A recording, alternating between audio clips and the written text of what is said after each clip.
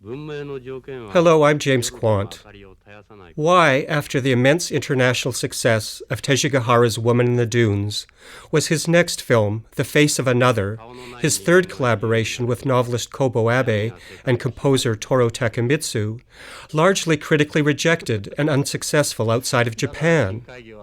The Abe novel in which it was based, and the film itself, extend the themes of Woman in the Dunes, the tenuousness of identity, the existential dilemma of the individual versus community, the nature of freedom and societal constraint.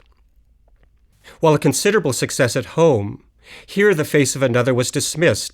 The film was accused of being extravagantly chic, arch, abstruse, hermetic, slavishly symbolic, more grotesque than emotionally compelling, and generally judged a great letdown after Woman in the Dunes. Any artist is burdened by such an epoch-making success as Woman in the Dunes. They're set up for disappointment, no matter how good their subsequent work is. I've been told that Chantal Akerman, for instance, has felt forever encumbered with the success of her legendary Jeanne Dielman, that every film she made after that existed in Dielman's shadow. So I think it was for Woman in the Dunes and all the Tejigahara films that followed. As well, The Face of Another was Tejigahara's first contemporary urban feature.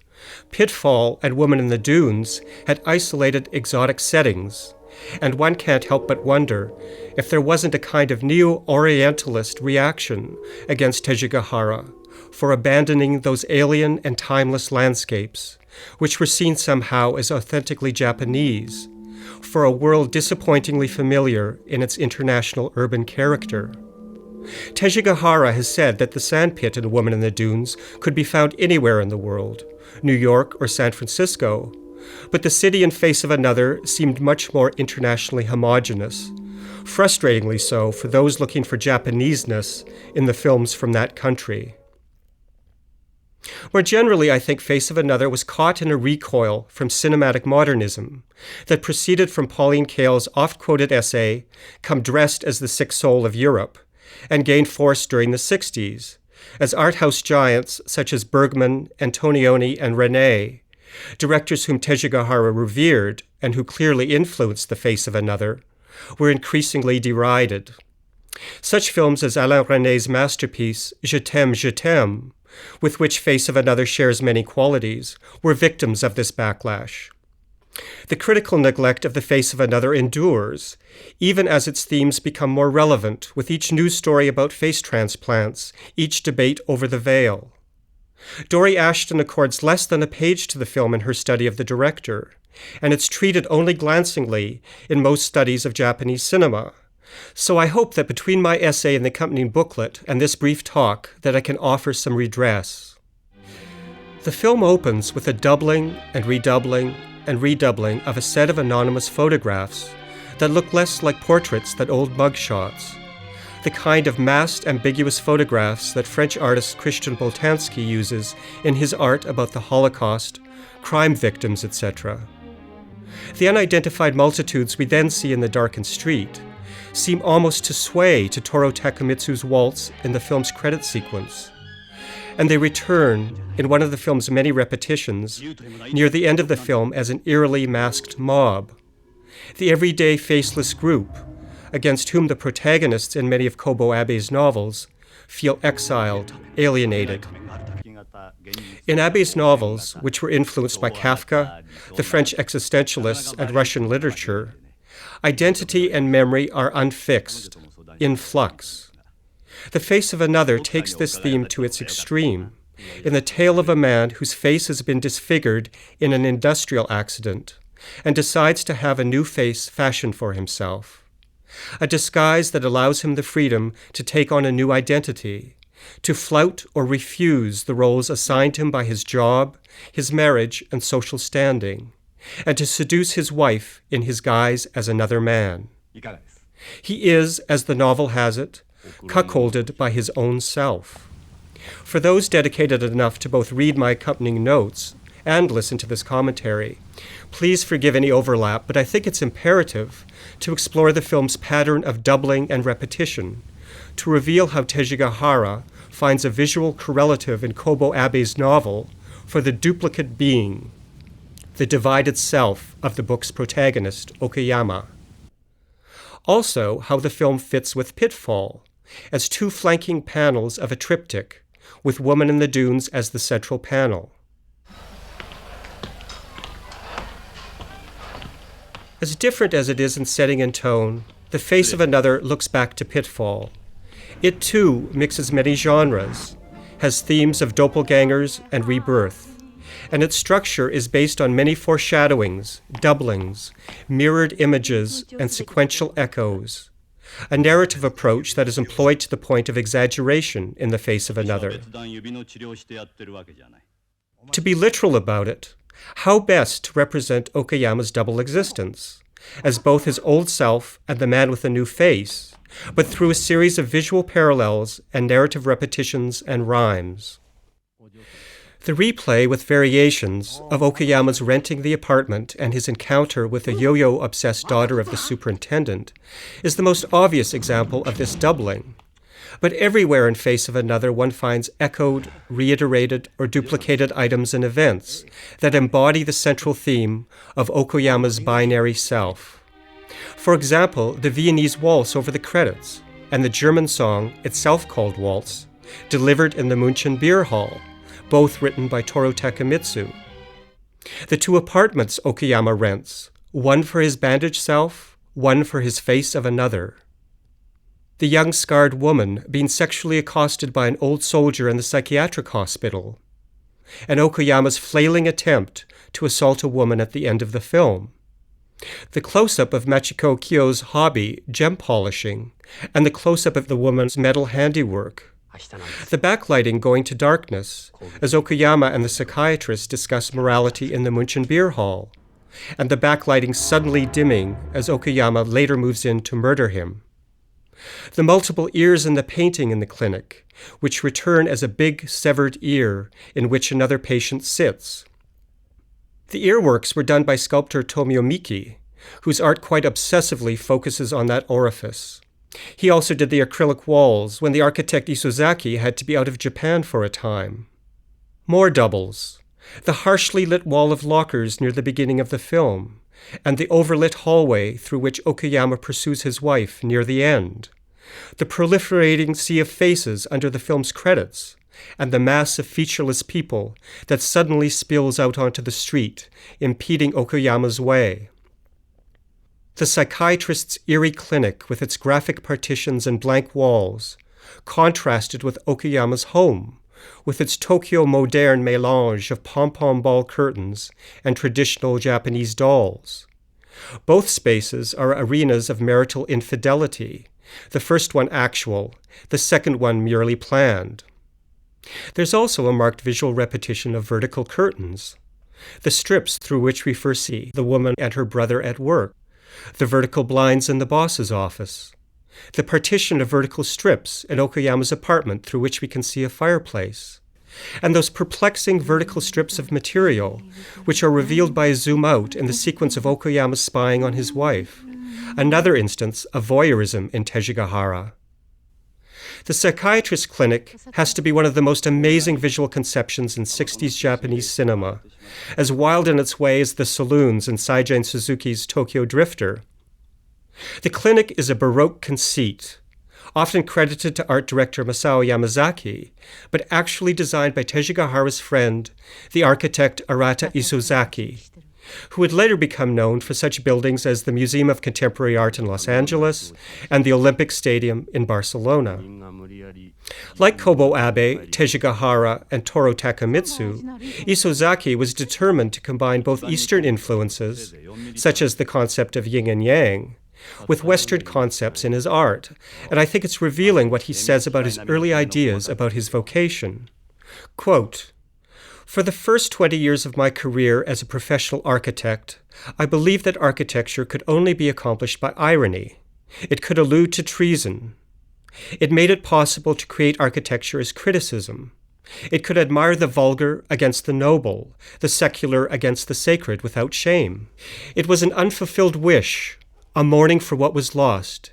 Hiroshima, Holocaust, to bridge over the gap.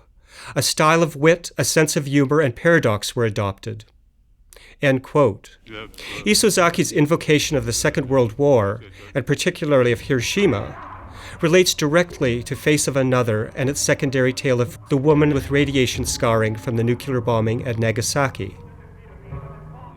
But his emphasis on paradox and irony is apropos regarding the doctor's clinic, which, as ominous as it is, has a kind of cold, sarcastic wit about its conception. It's a space of flux, of unfixed perspectives, ever-changing furniture, infinitely shifting in its lighting and layout. In itself, a metaphor for the very malleability of identity, the transmutability of flesh, which the doctor traffics in. Speaking of reflections, there's that vertiginous shot in which the nurse approaches the camera, and we suddenly realize when she turns that we've been looking at a mirror image. Soon after, there's that elaborately composed shot of the doctor, which also doubles his image. Isozaki's mannered design of the clinic looks forward to Teji Gahara's celebrated documentary about the Catalan architect Antonio Gaudi. Isozaki also admired Gaudi, and the extravagance of his work here might have been inspired by Gaudi's tendency to the ornate and the overmuch. In turn, the clinic may have influenced the design of Dr. Sartorius's briefly glimpsed office, with its proliferation of glass modules in Tarkovsky's Solaris. For Teji Gahara was one of the few directors Tarkovsky placed amongst the great, along with Bresson and Mizoguchi. And the Russian master's treatment of water and undulating seaweed in Solaris owes something to Teji Gahara's Nihonga abstraction of nature. Teji Gahara and Isozaki were inspired, I would guess, and it's just a hunch, by the proliferation of glass and reflective imagery in Kobo Abe's novels. Abe's characters, severed or estranged from themselves, self-exiled, as is Okuyama in The Face of Another, encounter the reflected images as reminders that they still exist, as unmoored or alienated in the world as they feel. And they're often startled or don't like what they see in the glass, which is truly the case with Okuyama, who goes to the extraordinary length of buying a stranger's face to replace his own. Of course, mirror imagery was also prevalent in the work of Cocteau, very much an influence on Teji Gahara, as we've seen in Pitfall. Teji Gahara employs all manner of shots and visual tricks to magnify the unstable, cruel nature of the clinic. A sudden zoom out reveals Leonardo da Vinci's iconic anatomy diagrams, an insertion of Renaissance humanism as ironic counterpoint to the grim experiment being undertaken by the doctor. The elaborate play of rack focusing in the sequence in which first the doctor and then Okuyama are visually aligned with the charts of Langer's lines, the back and forth suggesting a kind of philosophical duel, updates the Leonardo diagrams and hints at violence, Langer lines being connected to incision, wounds, punctures in the flesh. Toru Takemitsu's eerie use of glass harmonica in the film's music score amplifies the sense of lurking cruelty. At times it seems as if the clinic, a glass cage or theater of cruelty, was designed to frame the face of Kyoko Kishida, the woman in the dunes, now returned as a nurse. Kishida, with those large expressive eyes and puffy lips, not only exuded earthiness or carnality, she had a patina of perversity, at times the voice of conscience, at others an adulteress, and at the end, as she washes her hands, hair unpinned, in the now ultra-mannerist clinic, constellated with black objects and splotches, she has been incorporated into the design as something like an objet d'art. She and the doctor, who joins a long line of dubious or evil physicians in world cinema, are almost entirely invented for the film. The doctor barely exists in the Kobo Abe novel. Here the doctor plays many roles: foil, nemesis, goad, creator, and philosophical double to Okuyama. The two are often positioned in the frame as visual complements to suggest correspondence and complicity. Teji Gahara himself told Joan Mellon, "The doctor is but another part of Okuyama." Indeed, Okuyama's death lunge is something akin to a tender embrace, all the more shocking for the way the doctor simply slides out of the frame, seemingly dying as much of surprise as from the knife shoved into him. The clinic is unquestionably the most daringly designed space in the film, but everywhere in The Face of Another there's keen attention to design, pattern, texture, and composition. For instance, the stippled glass of the apartment superintendent's office, juxtaposed with the herringbone tweed of Okayama's coat, or the tendril pattern on Machiko Kyo's chic little jacket, playing off against the stacked urn patterns on the curtains in her apartment. The inverted V of the staircase shot, and another triangle, slightly skewed this time, as Okayama's bandaged head looms into a triangulated image of 3 construction sites, appropriately enough in the sequence in which he and the doctor are buying his new face to reconstruct his identity. Tejigahara's fondness for shots of feet carries over from Pitfall and Woman in the Dunes, as does the voyeurism motif from Pitfall. The two combined, for instance, in the sequence in which Okayama spies on his wife through the keyhole, which begins with shots of his sneaking feet. Whether it was a matter of taste or economics, Tejigahara stayed faithful to the outmoded combination of black and white stock and full-frame aspect ratio in all 3 films in this set. I should also note that all 3 were shot by Hiroshi Sagawa. I find an aesthetic tension between the old-fashioned or strangely outmoded aspect ratio, a squarish ratio which few cinemas now are even equipped to project, and Tejigahara's arsenal of visual innovation in the film. Freeze frames, defamiliarizing close-ups, wild zooms, wash-away wipes, X-rayed imagery, theatrical lighting, documentary-like street shooting, stuttered editing, letterboxed images, surrealistic tropes and impressionistic imagery, rack focusing, swish pans, jump cuts, rear projection, montage stills in the manner of Chris Marker's La Jetée, edge framing, tilted, fragmented, and otherwise stylized compositions. I think this tension between the classical aspect ratio and the radical nature of both the film's narrative structure and visual design reflects a general tension in Tejigahara's art, which extended beyond filmmaking to calligraphy, ceramics, painting, bamboo installation, opera, and ikebana or flower arranging. His flower arrangements and bamboo installations were radical transformation of traditional forms, much as he maintains in Face of Another the classical form of black and white and full frame, but then fills it with all manner of modernist techniques. Toru Takemitsu's music for the film, especially that sinister waltz, reflects the same tension between East and West, tradition and modernism. Watch for Takemitsu, by the way, the sequence set in the München Beer Hall. He can be glimpsed amongst the revelers just behind the doctor's head. Nagisa Oshima reportedly said that he looked like the French actor Jean-Louis Barrault with diarrhea. That very peculiar beer hall seems to me more than an instance of cultural dislocation, mirroring Okayama's own dislocation, and certainly more than an example of popular culture turning history into kitsch. It actually existed in the Shinbashi district of Tokyo until about 3 years ago when it made way for an Irish pub. In the Kobo Abe novel, Okayama does go to a beer hall, but it's not identified. In the film, its name, München, and military-looking insignia are emphasized, first in an insert shot of a banner, and then on the beer steins, held by Nakadai so that the logo can clearly be seen, almost in the manner of product placement. So it takes on some importance. Perhaps it's overly literal for me to note that Hitler's rise to power began in a Munich beer hall, but certainly there is a marked war anxiety in the film, which is hardly evident at all in the Kobo Abe novel. For instance, the brief, unsettling sequence just before the beer hall one, in which Eri and her brother witness target practice on the beach by some security forces. The sound mix in the sequence in which Eri tends to the demented soldiers from World War II seems to me to include, amid Toru Takemitsu's menacing music, some of Hitler's famous raving. And of course, her own growing anxiety over an oncoming war culminates in 2 images of light, a searing burst of atomic light and an ominous-looking sun that remind us that her scars were caused in the bombing of Nagasaki, or so the film suggests.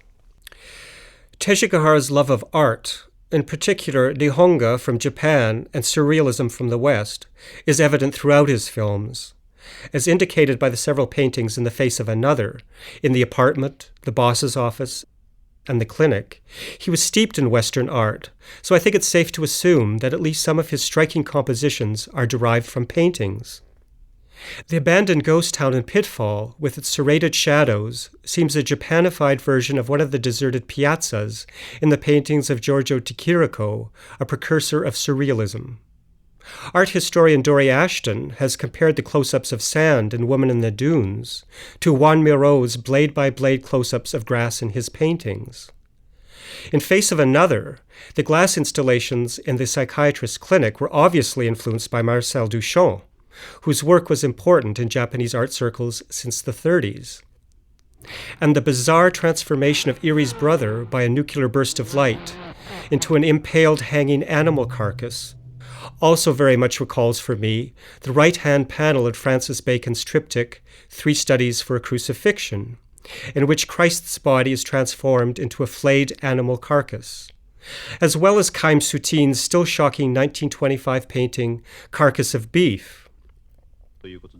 The door in the psychiatrist's clinic opening to reveal woman's hair flowing in water like black seaweed recalls any number of surrealist paintings, hair being one of the most fetishized of body parts. But it also inserts imagery from the secondary story, that of Irie and her brother, into the main narrative. She, being connected with both water imagery and with the hair that hides her scars, helps her maintain her own mask to the world.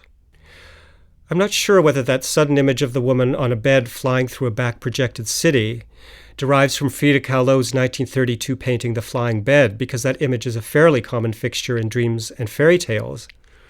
But I would hazard a guess that the sack-like homogenizing masks of the masses who spill onto the street near the end of The Face of Another were inspired by Magritte's famous painting The Lovers, or perhaps the death masks that so influenced surrealists such as Max Ernst. The motif of masks, introduced in Pitfall and carried into Woman in the Dunes, gets its fullest expression in The Face of Another. Obviously, Okayama presents a mask to the world, first his bandaged head, so reminiscent of the Invisible Man, and then his new manufactured face.